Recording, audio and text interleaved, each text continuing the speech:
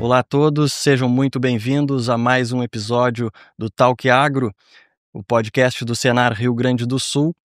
Me chamo Henrique Padilha e hoje temos a imensa satisfação de receber aqui no nosso estúdio Jackson Brilhante. Bem-vindo, Jackson, tudo bem? Tudo bem, Henrique. É a grande satisfação estar aqui junto de um grande parceiro do agronegócio do Rio Grande do Sul, que é o Senar, né? Um privilégio estar aqui ao lado de vocês. Obrigado por aceitar o convite e vir aqui fazer essa conversa com a gente, que é o nosso objetivo aqui do nosso podcast, fazer um canal de comunicação junto ao nosso produtor rural, que é a nosso principal audiência, digamos assim, estabelecer também uma fonte de conexão com ele, uma fonte de informação, né, de informação confiável, né, também para que ele tenha algumas ideias, insights através das nossas conversas. Antes da gente começar, de fato, a conversa, eu gostaria que tu te apresentasse. Eu vou ler aqui o teu currículo e aí tu complementa, fique à vontade, né? Tu que é mineiro, né? Isso. Não é gaúcho. Formado é engenheiro florestal, formado em Viçosa, né? Mestre e doutor em ciências de solo pela URGS aqui de Porto Alegre. E também pós-doutorado em fixação biológica de nitrogênio, correto? Trabalhou em algumas empresas da parte florestal e depois, agora atualmente, na secretaria. Conta pra gente, pra nossa audiência, como é que é a tua trajetória até chegar, então, onde tu atua.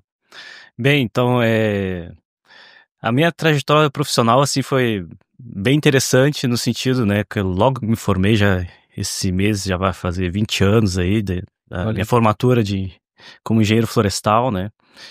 E logo ingressei, fui trabalhar 3, 4 meses depois de formado, já fui trabalhar no Mato Grosso do Sul, 2 anos, né, numa empresa de reflorestamento, né, trabalhar com pesquisa, né, melhoramento genético de pinos e eucalipto, né, então foi para um recém-formado, né, saindo fresquinho da faculdade, ir para um outro estado, né, que é Mato Grosso do Sul, né, então foi um desafio muito, muito interessante, né? E ao longo da minha formação dediquei muito à questão de pesquisa, desde a iniciação científica, né? A pesquisa sempre foi algo que me chamava a atenção, me despertava.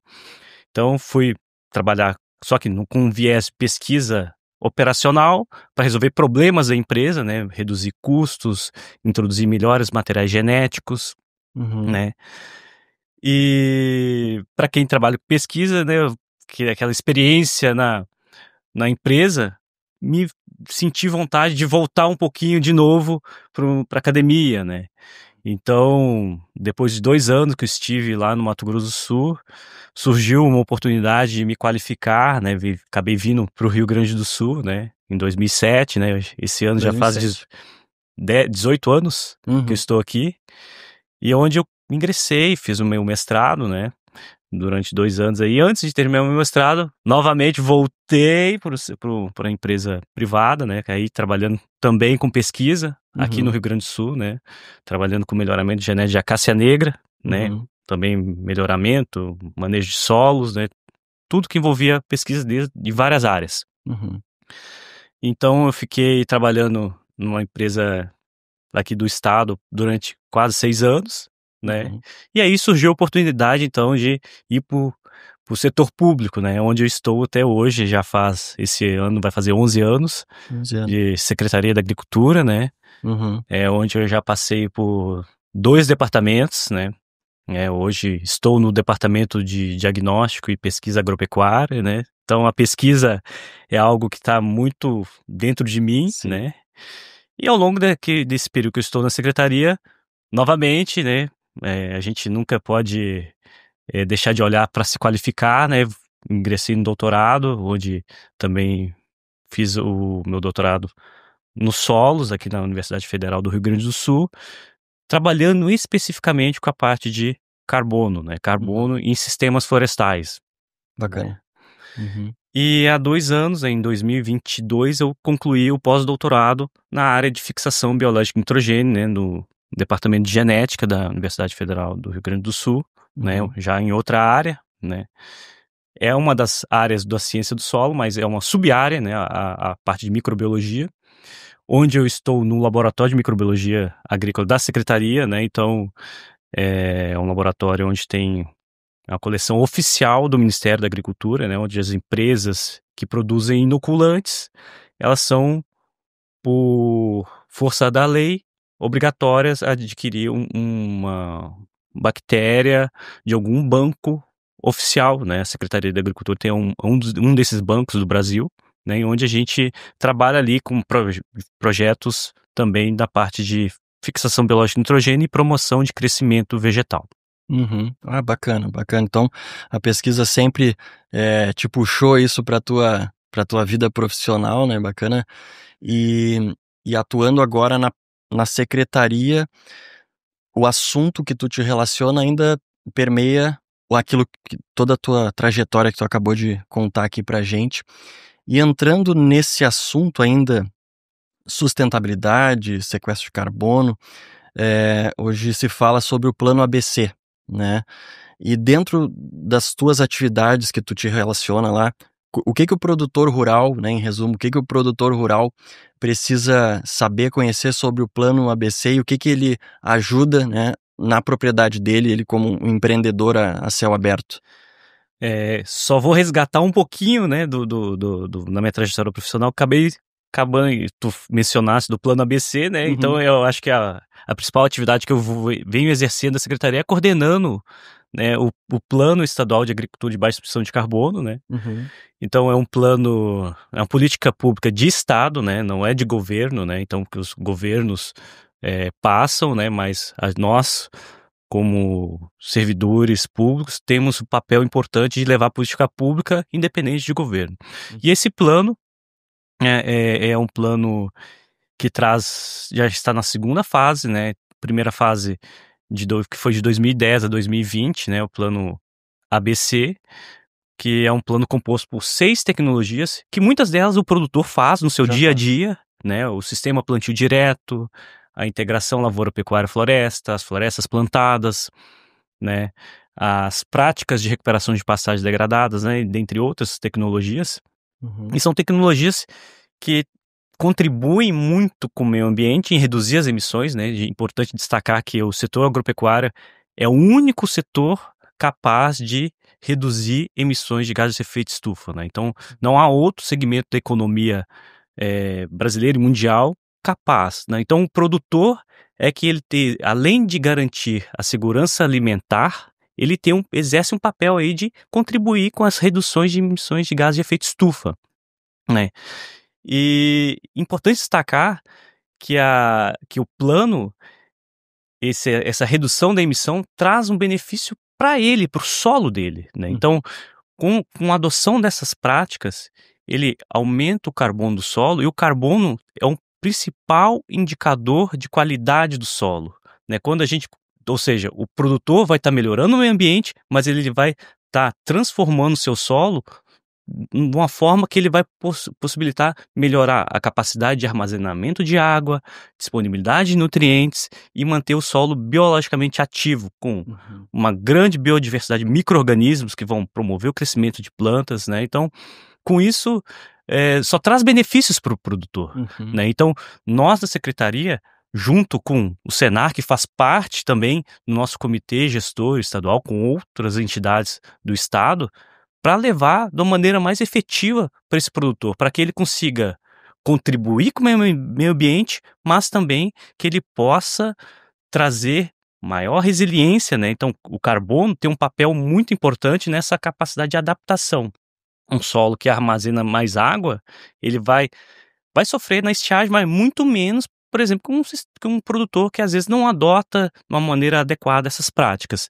Então, o produtor só vai ganhar com a adoção dessas práticas. Então, o Plano ABC é a política que está aí há já praticamente 15 anos, né? Esse ano faz 15 anos, o Plano ABC foi lançado em 2010, né? Então, mostrando que independente de governo, é a saída para que o produtor alcance melhores produtividades, ou seja, ele melhora a eficiência, ou seja, é produzir mais, gastando menos, com menor impacto ambiental. Então, o Plano ABC é algo tudo de bom, assim. Tudo de bom. Não, e às vezes fica um pouco, talvez, difícil para o produtor enxergar que ele está tendo rentabilidade nesse processo, mas quando ele deixa de gastar, ele também ganha, né? E essa construção, por exemplo, do solo ao longo dos anos, né? Que é pensando quase que no investimento de médio a longo prazo, de toda a estruturação, né? Pensando que no solo tem vida, né? E pensando na parte física, química, né, e biológica do solo, tudo isso ele deixa de gastar com outros insumos, né. E além disso, a parte de sustentabilidade que ele está incorporando, o carbono, né. E comenta pra gente também, assim, a gente tem a ideia de que o sequestro, né, se fala muito de sequestro de carbono, que só acontece na Amazônia ou, né, no Alasca, enfim, relacionado ao aquecimento global. Comenta pra gente, né, eh mesmo no Rio Grande do Sul, é possível do produtor rural fazer esse sequestro de carbono, né, através dessas práticas. Com certeza, isso a pesquisa, né, eu como pesquisador nato aí, a gente sempre está atento às publicações, e o estado do Rio Grande do Sul, talvez é o estado, acho que comparado com os outros estados do Brasil, detém uma hoje nós temos o centro de pesquisa, centro INCT, Instituto Nacional de Ciência e Tecnologia de Agricultura e Baixa Emissão de Carbono, onde faz parte diversas instituições aqui do Rio Grande do Sul, a Universidade Federal do Rio Grande do Sul, que coordena esse INCT, é um privilégio para nós.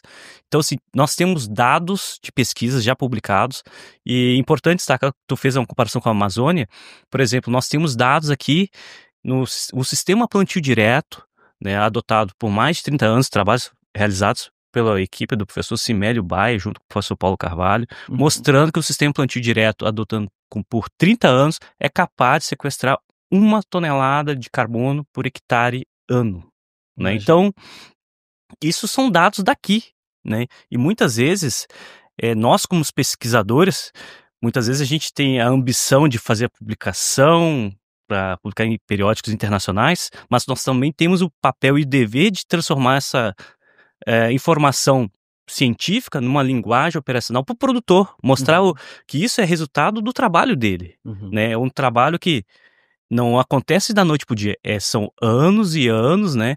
Essa construção dessa questão da qualidade do solo, né? Dessa quantidade de carbono armazenado.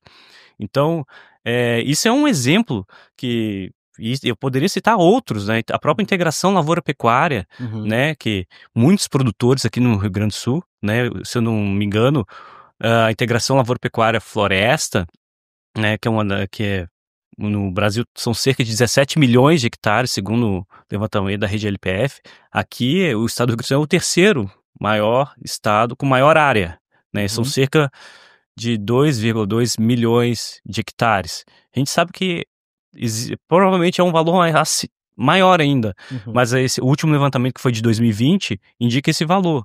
Então, mostrando que o produtor está atento a essa possibilidade de diversificar, né, a sua produção, né, então produzir grãos, e seja pecuária de corte ou de leite, mas são sistemas também que promovem um acúmulo de carbono. Então, isso aí é genial, assim, só vai trazer benefícios para o produtor. E como, voltando ao assunto do Plano ABC, a gente tem, a política pública tem esse papel de fazer que as coisas aconteçam por vários anos, né, em benefício do produtor. Sim. Não, maravilha, maravilha. E falando assim, dentro ainda do Plano ABC, e puxando, né, retomando a tua formação, né, que engenheiro florestal, lida muito com florestas, né, espécies arbóreas, ainda dentro das ações do Plano ABC, existe alguma recomendação para o produtor sobre o manejo de espécies arbóreas, né, de árvores, para que ele contribua da forma que ele produza, que seja sustentável do ponto de vista como uma propriedade adequada a 2025, como a gente está? Como é que... Comenta um pouquinho para a gente. Se eu comentar assim, das tecnologias que o maior potencial em mitigar e sequestrar carbono é as florestas plantadas, né? Então, a árvore, né, pela capacidade de produzir biomassa, não só madeira na parte aérea, mas também todo um sistema radicular abundante, que também vai ser, ao longo do tempo, transformado em carbono do solo. Então, as florestas plantadas têm um papel dentro desse contexto de mitigação e adaptação, fantástico, né? Este ano e 2 anos atrás a gente passou por secas, né? E a floresta em ambientes pastoris, né, com florestas, muitas vezes tem um papel de minimizar o efeito de secas, né? Então a gente já percorreu vários produtores no período de seca, onde vizinhos que não tinham florestas tinham pastos com forragem muito insuficiente para alimentar os seus animais, e áreas onde tinha o sistema silvio-pastoril, onde tem o componente florestal promovendo uma adaptação e sequestrando carbono, né? Então, também trazendo um outro produto para ser comercializado no futuro. Então, as florestas plantadas é o componente que tem o maior potencial de sequestrar carbono. Isso no plano ABC já mostra, né? A floresta, seja ela com monocultivo ou através integrado com a lavoura, pecuária e floresta, ela é essencial para dar esse toque de sustentabilidade, né? A gente sabe que ela tem pela essa capacidade de armazenar carbono, ela vai abrir oportunidades, né? A gente tem visto muitos produtores atrás de selos aí de carne e carbono neutro, né? Para agregar valor, um produto diferenciado. E através da presença da árvore que a gente vai abrir essas oportunidades, né? Então, dentro do plano ABC, mais de 50% do potencial de mitigação de gás de efeito estufa se deve às florestas plantadas, né? Então, uma tecnologia responde para mais de 50% do potencial de mitigar gás de efeito estufa. Então, e além de trazer renda, diversificar toda a matriz produtiva para o produtor rural. Que legal, que legal. Muito bom ouvir isso. Então, além, né, resumindo, além do serviço de sequestro de carbono, aquele produtor que fizer o uso, né, de florestas plantadas, integração lavoura-pecuária também, até pensando na sombra para o gado, né, ele vai aguentar melhor ou suportar melhor períodos de estiagem. Então, exato. É uma alternativa, né? A gente não está pregando que isso seja feito de uma forma generalizada, mas em algumas áreas, né, é uma solução barata, né? Uma alternativa se adapta a ele também, né? Com certeza. Que no futuro vai dar uma renda para ele, né? Muitos produtores às vezes têm que reformar cercas, né? Daqui a pouco a matéria-prima está dentro da propriedade, né? Então, a árvore tem um potencial enorme ainda para contribuir dentro. Principalmente aqui no estado, a gente tem um desafio aí, e acho que a gente tem um bom cenário para poder avançar dentro do estado com relação à inclusão do componente florestal. Não, maravilha. E tu comentou ali, eu gostei que tu falou da questão do selo, né? Hoje se fala muito em selo de café orgânico, enfim, carne sustentável, enfim. Pensando nessa mesma temática em que o produtor faz o sequestro de carbono, enfim, ou baixa emissão de carbono, pensando numa diferenciação dele frente ao mercado, se ele adota essas medidas, como é que ele consegue se diferenciar para ele entregar um produto melhor ou mais competitivo, pensando na parte de venda dele, de como empresário, com essa dinâmica de plano ABC, manejo sustentável. Existe algum selo hoje que é utilizado por parte dos produtores? Como é que está essa... Isso é algo que a gente tem sido demandado assim de uma forma muito grande, né? A gente ainda não tem essa forma do selo ainda dentro do estado, mas a gente sabe que tem várias iniciativas acontecendo no nível de Brasil, né? Tem protocolos, muitos desses protocolos desenvolvidos pela Embrapa, né? Principalmente a Embrapa Gado de Corte, né? O pesquisador Giolo, ele vem trabalhando muito fortemente junto com alguns frigoríficos, e isso aí, a gente sabe, já existe um caminho. O que a gente precisa é trazer esses protocolos de uma forma mais operacional para cá, porque também não adianta assim, o que acontece? Muitos frigoríficos querem escala, né? Não adianta eu produzir poucos animais, eu preciso, né, quem vai comercializar isso precisa que isso esteja de uma forma contínua, né? Então, muitas vezes, a gente não consegue operacionalizar isso muito em função da escala, Sim. né? Porque são protocolos rigorosos, onde o animal tem que passar todo o período ali no sistema com um componente florestal, né? Tem que ter uma rastreabilidade. Então, não é algo, assim, existe um rigor, sim, existe auditorias, né, para certificar que todo esse processo aconteceu lá dentro da área do produtor. Não é algo simples, mas a gente vê com bons olhos que isso pode agregar valor na produção, né? Da mesma forma com a parte do leite, né? Tem exemplos aí, já vi, a nível de Brasil, o leite baixo carbono, carbono neutro, né? Onde há o componente florestal, né? Junto com os animais. Não, perfeito.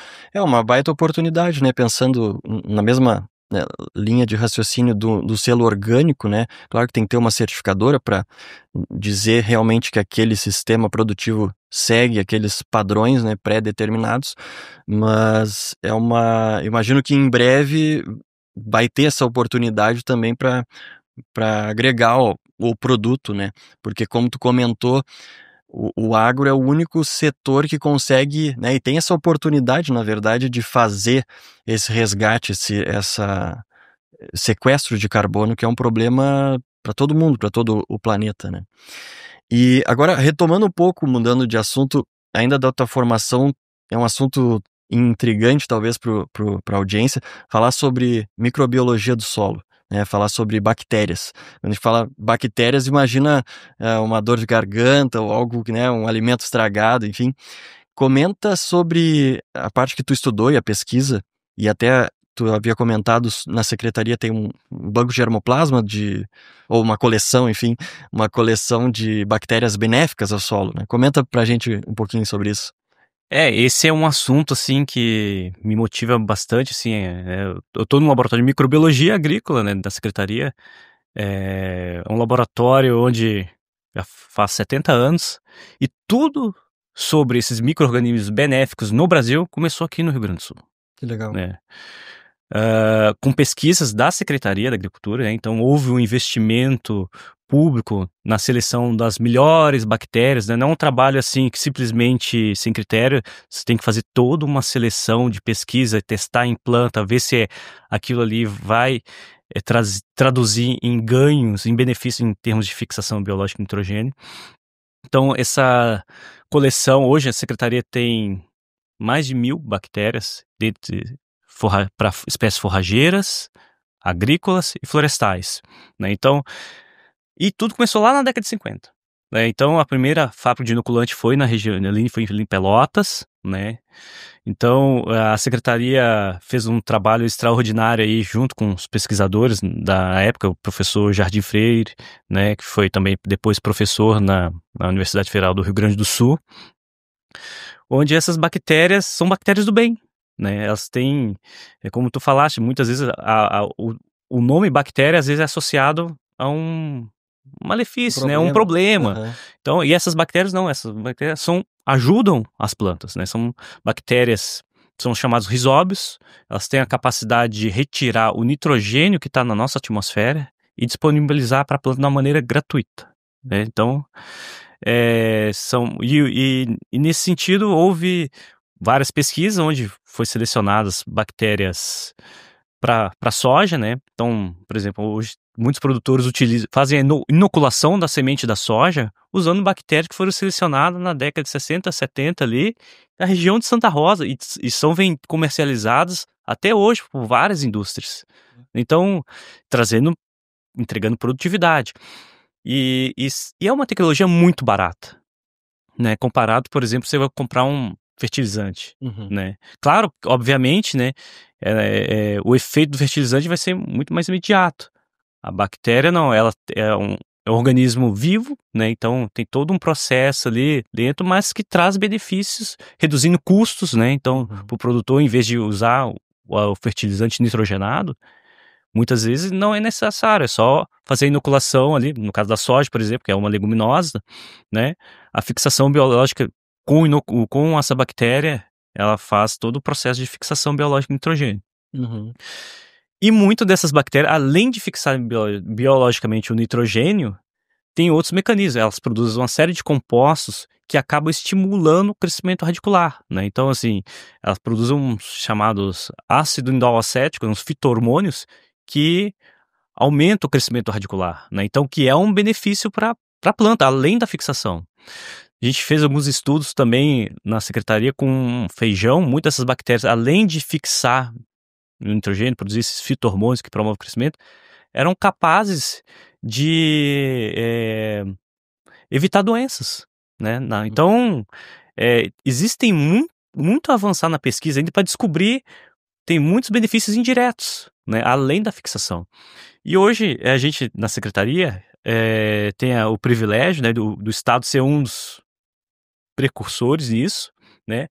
É uma das tecnologias do Plano ABC, que são hoje chamados bioinsumos, né? Que foi aprovada a lei recentemente agora, né, incentivando ainda mais o uso dessa tecnologia e de baixo custo, né? Então, a gente não vê o porquê que o produtor não possa adotar isso, né? Então, hoje a gente tem muitas empresas que comercializam inoculante para soja, feijão, pro trevo, pro cornichão, né? Então, para cássia negra, né? Então, são exemplos de algumas plantas que isso, o produtor, né? A gente, né? A audiência nossa é bem diversificada, tem pecuária, agricultura e florestal. Então, tem bactérias capazes de fazer todo esse processo gratuito aqui, está tudo aqui dentro no Rio Grande do Sul. E é fácil para o produtor adquirir essas bactérias ou o uso? Como é que funciona para ele? Hoje nós temos várias empresas, né? Hoje as empresas que produzem o inoculante obrigatoriamente têm que comprar de algum laboratório oficial, credenciado ao Ministério da Agricultura, né? Nós, da Secretaria, somos credenciados, somos laboratório oficial, né? Então, de uma forma mensal, né, periodicamente, a gente recebe pedidos das empresas para fazer a produção anual dos inoculantes para depois ser comercializado junto com o produtor, né? Então, dando a garantia de que aquela bactéria porque a gente sabe, né, que às vezes por isso que muitas vezes tem que ter um laboratório oficial e idôneo, né, para garantir a qualidade, né, desses produtos lá para o produtor rural. Sim, não dá para sair multiplicando daqui a pouco na propriedade, daqui a pouco não sabe qual é o... e porque muitas vezes, né, a gente sabe que hoje está avançando a questão da produção on-farm, mas a gente sempre tem que ter um cuidado, tem que ter uma estrutura de controle também, para que essa produção, né, isso não torne um problema, né, em vez de resolver um problema, torne um problema, porque muitas vezes pode crescer alguns micro-organismos que trazem malefícios para nós, né, saúde humana, né? Sim. Mas produção on-farm também, desde que produzido de uma forma adequada, é uma possibilidade aí que a gente vê cada vez mais, até a nível federal, incentivando o uso disso na propriedade rural. Sim, não, perfeito. São os cuidados essenciais, assim como devem ser feitos para qualquer outro tipo de tecnologia, né? Tem o bom uso, e aí se tu faz o uso inadequado, às vezes tu acaba queimando a tecnologia, né? Perdendo pela uma estratégia errada, né? Às vezes usado de uma maneira equivocada, né? Às vezes ela é recomendada para usar num período ali, você está usando completamente diferente, então às vezes essa tecnologia não vai funcionar. Sim, é igual o celular, né? Não foi recomendado para dirigir e falar a tecnologia, né? Ao mesmo tempo. Isso, pode causar um transtorno, né? Por causa disso. Não, mas maravilha. Muito esclarecedor essa parte de bactérias no campo, porque o pessoal fica pensando, né? Eu imagino quem é da área e quem não é, né? Pensar em bactérias, imagina algo que traga alguma coisa negativa. Já nos encaminhando mais pro fim da nossa conversa, para a última pergunta, como é que tu vê, Jackson, frente a tudo isso que tem de inovação, tecnologia, né, nesses últimos anos e durante toda a tua trajetória de pesquisa, falando em sustentabilidade, como é que tu vê o agro do Rio Grande do Sul, o agro brasileiro, frente para os próximos 10 anos? Como é que tu prevê a forma que a gente está produzindo alimentos, a gente está caminhando para uma forma de fato mais sustentável? Comenta um pouco sobre isso. Eu vejo assim, o Rio Grande do Sul tem tido um papel de destaque no cenário nacional. Os produtores têm feito o seu dever de casa. A gente sabe que existem várias necessidades de avançar em algumas frentes, por exemplo, a questão do semi-plantio direto, né? Onde a gente, muitas vezes, não vê o produtor, às vezes, fazendo coisas básicas, de corrigir o solo com calcário, manter o solo de uma forma permanente, com coberta, terraços, né?